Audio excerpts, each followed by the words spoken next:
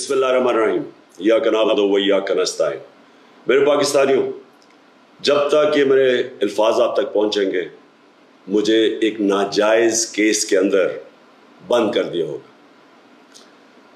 इससे एक चीज़ आप सबको वाज़ेह हो जानी चाहिए कि पाकिस्तान में जो फंडामेंटल राइट्स हैं, जो हमारे आइन हमें हुकूक देता है, जो जमहूरियत है, वो दफन हो चुकी है।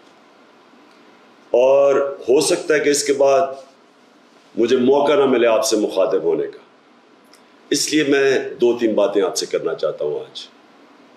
सबसे पहले, पाकिस्तान की जो कौम है वो मुझे 50 साल से जानती है। मैं पब्लिक में 50 साल से हूं। कभी मैंने ना पाकिस्तान के आइन के खिलाफ किया हूं, ना मैंने कभी पाकिस्तान का कानून तोड़ा है। और मेरी हमेशा, जब से सियासत में आया, मेरी हमेशा कोशिश हुई कि मैं जो भी अपनी जद्दोजहद करूं वो पुरअमन करूं, आइन जो मुझे हक देता है पुरअमन एहतजाज का, उसके बीच में रह के करूं।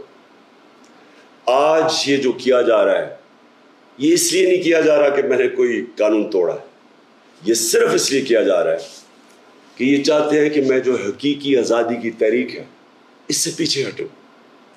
और ये इसलिए किया जा रहा है कि ये करप्ट चोरों का टोला, इंपोर्टेड हुकूमत जो हमारे ऊपर मुसल्लत की गई है, ये चाहते हैं कि मैं उसको कबूल कर लूं। मैं आज आप सबसे अपील कर रहा हूं